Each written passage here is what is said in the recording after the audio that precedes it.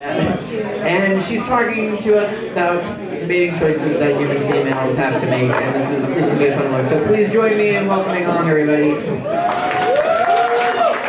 Thank you. First things first, congratulations, Cassi and Tyler. I'm so happy for you guys. On one hand, I'm all happy about you. On the other hand, I'm worried because you guys are like the nicest people I've ever met in Nebraska. Two of you guys, and on the other hand, you know, normally couples are matched with one nice ones and one hardcore ones. Like me and my husband. Of course, I'm the nice one. And you guys are paired up by two nice people. Who's going to protect you?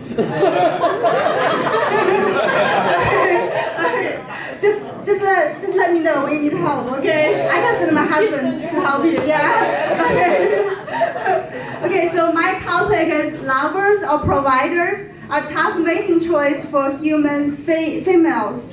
So before I talk about the PowerPoint, I want to list the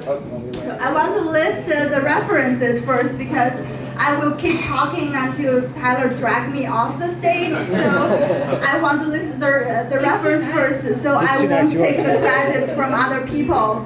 So evolutionary psychology is an interdisciplinary field that people will analyze human behavior like jealousy and sex regret or memory or language from an evolutionary angle, like from the natural selection angle. This is a very interesting field, and I got a lot of inspiration from Dr. David Bass, who is in University of Texas, and also Dr. Robin Baker, who is way ahead of his time. He published a book in 1990s about sperm wars, about how women will try to have sex with multiple men to create a war, to create better babies. So he's way ahead of his own time, and even now it's ahead of his time. So this is a very great book to read about.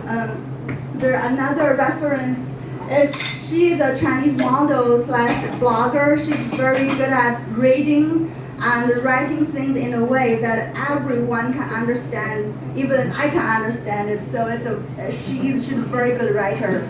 So I want to give the credit for them first before I start. Okay. So also, I think you guys are all kind of drunken enough to not get offended.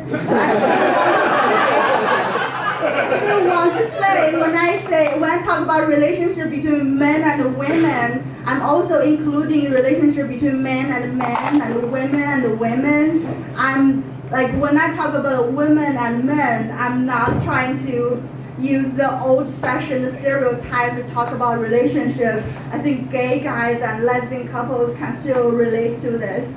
And funny thing is, when I try to find a photo of this, I found some very inappropriate. It's very hard to find one like this.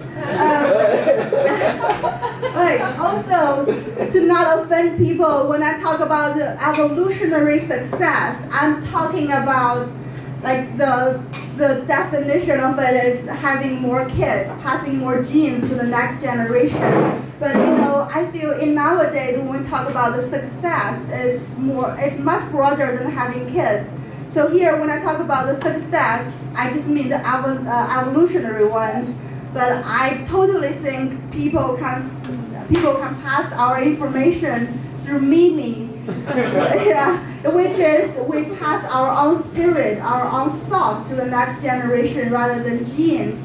So I think people who adopt kids, we can still pass our thinking into the next generation, which is way better than just passing the genes. So I just want to acknowledge that before I talk about things in a traditional way, because I am a fossil. So what do women want? Do women have animal desires? So when we talk about animal desires, we keep thinking about men, right? Because men are such animals. Just want to have sex with all the beautiful women, there are no boundaries. But women are not saints. We have our own animal desires. I feel the difference is like we're smarter, we're hiding it much better. When women commit a crime, men will not find out. So that's the difference. So I want to talk about an ancient Chinese joke to as an introduction of women's animal desires. There was a very beautiful young Chinese girl in ancient times in a small village. When she grew up to the age to get married, she had two options.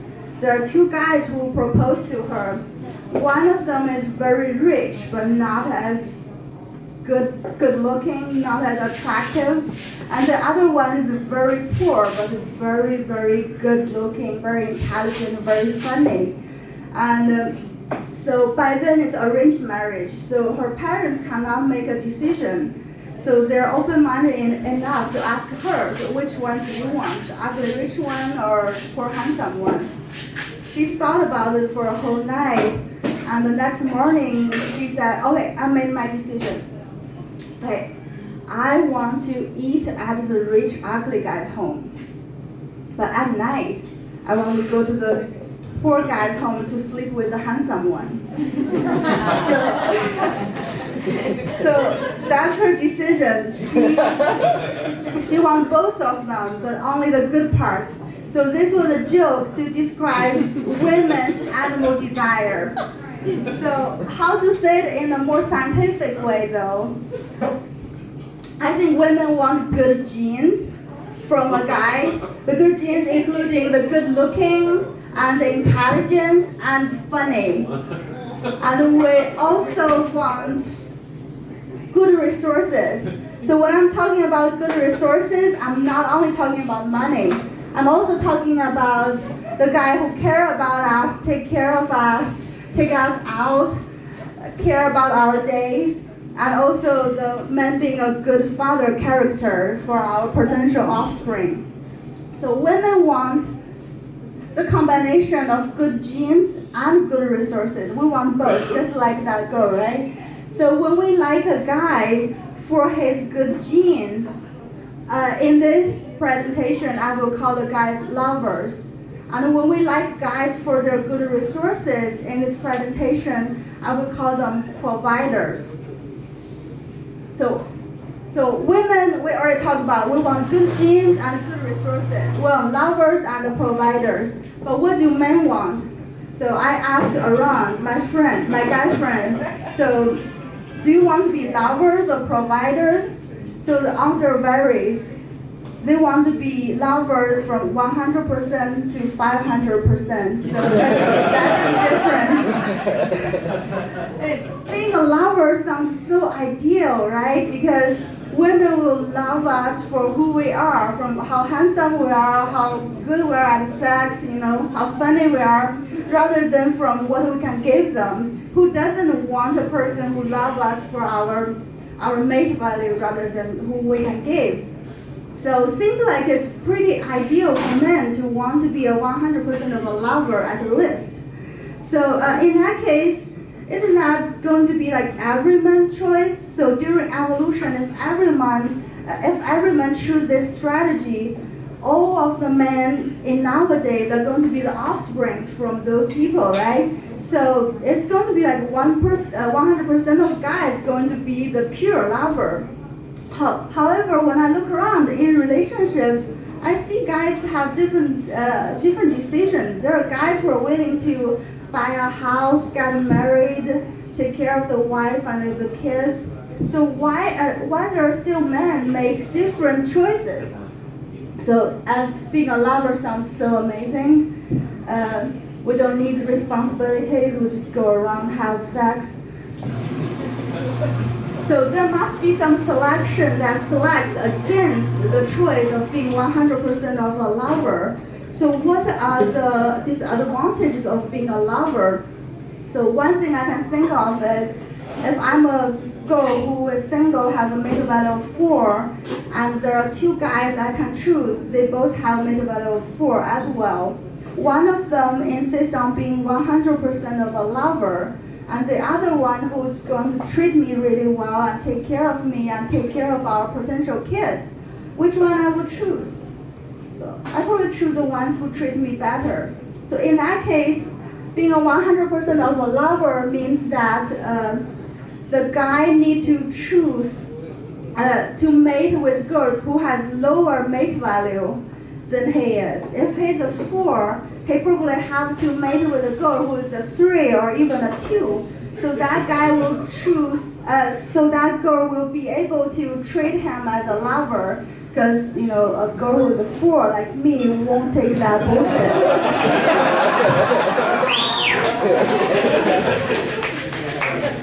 So because they compromise the mate value of the spouse, as a consequence, they will compromise the quality, the gene quality of the offsprings. So evolutionary speaking, they will have offsprings have lower gene quality as a guy who's willing to provide to a woman. So also, as modern technology increases, those guys who have lover strategy may not have any offspring. We have the birth control stuff. So that's a disadvantage that selects against the pure lover. So on the contrary, being a provider have some merits, such as they can match up with girls who have higher mate values than him, and they can also have offsprings with better gene quality, and potentially they have more offsprings. You can notice I put a question mark here, because as a provider, they may have a lot of offsprings under their names. But as I already mentioned, girls have animal desires of mating with a lover and living with a provider. So how many of the offsprings belong to the provider is questionable. So this is a picture I got from the Real app. People are selling this to track their wives. So that's how being a provider can be insecure. You have to guard your wife all the time to make sure all 5 out of 5 kids are yours. But there are times, like if a guy who's a 4 matched up with a girl who's a 6, even only 2 out of 5 kids are actually his, he's probably still winning, because that 2 kids have good genes and good resources. So that's not a total loss.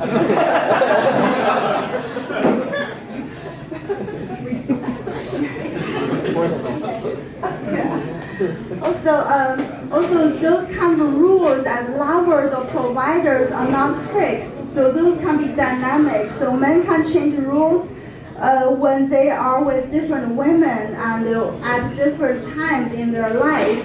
For example, George Clooney, when he was younger, he was just choosing the 100% lover strategy. He was just dating endless of beautiful women. And now he's older, his mate value drops a little. Also, he met someone who has really high mate value. So he decided to change his strategy from a 100% lover to at least partially a provider. So we can see here, this is an example of the dynamic role change. Also, so do we know who we are in a relationship? So it's kind of hard to tell because people do things through our instincts. So even women, when we are in a relationship, when we're in a relationship with a guy, we may not be able to tell how we're treating them. So there are some signs to show whether we're treating a guy as a pure provider or a lover. So one sign that a woman treats a man as a provider is that, So I want to talk about it because I want people to be able to figure out our true feelings. I also want guys to, if they don't want to be a provider, don't get into that kind of relationship. I don't want to make couples fight after tonight. I don't want you to go home and say, I met a girl last night in the bar and she told me I'm your provider and none of our kids is mine. I don't want to cause trouble. Okay, one of the signs that a woman treats a man as a provider is she's angry all the time. Every tiny mistake you make just make her really, really mad. So that's a very good indicator that you're her provider rather than a lover. Because we can feel that when we don't like someone, the way they breathe is irritating, right? So in that case, you know, if nothing you do make her happy, it's not about what you do, it's you and your low mate value according to her. Also, a sign that a woman treats a man as a provider is she can be overly possessive about you. People say that when a woman really loves a man, she can be very jealous, very possessive, and throw a tantrum all the time. That I don't agree. I feel when a woman really likes a man as a lover, she respects him a lot. But I want to tell that there's a difference between normal jealousy and overly possessive. We can see on the picture on the left that it's very normal for the spouse to be mad because the guy is almost like smelling the other girl's butt. And on the other picture though, the guy was just being nice and holding the elevator door for a woman, which is very normal. If his spouse gets mad, she's being overly possessive. She's treating him as her own resource, her own property, rather than a human being who is polite and nice. So in that case, that's an indicator that a woman is treating a man as a provider.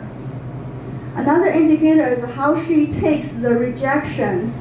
So when we treat a guy as a lover, if she rejects us, we'll feel sad. We'll feel it's bad that we're insufficient to match with him. We don't blame him. I mean, it's very normal for someone out of our league to not like us. But on the contrary, if a girl wants a guy but the guy rejects her, probably for some reason such as he's moving to another country or he has a wife. If the girl gets very angry, that's a different story. It's more of like, he's her provider, like how dare you? I'm already settling down for you, and that's a good opportunity for you once in your life, and you dare to reject me? Seriously? You know, that kind of style, that means in her mind you're the provider. And another sign that a woman treats a man as a provider is we won't mate with you unless we have some very serious promises. For example, I'm a girl who has a mate value of 4. If I was single and if a guy who is a 10 asked me out or tried to copulate with me with no promises, I'd probably still take the chance.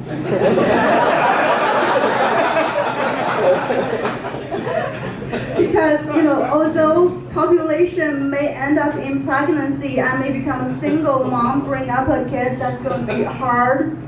But on the other hand, I will receive a kid with very high gene quality I would normally not have. So that's a very good chance I may want to take. On the other hand, if I met a guy in the bar, if I'm a 4 and a guy in the bar who's a 2 and ask me, hey, you want to have a quickie in the bathroom? Or if someone saying, hey, you want to be friends with benefit? I will get mad and throw drinks at him. It's not because he's basically calling me a slut, which is not an insult anyways. It's because he is insulting my judgment. I mean, does he seriously think I'm an insane woman who would choose a combination of bad gene and bad resources? Come on. So that's one of the tips for guys who not get punched in the bars is when we approach a woman who's kind of out of our league, we need to bring an attitude of we're willing to provide. So without a providing attitude, he's going to be end up really bad.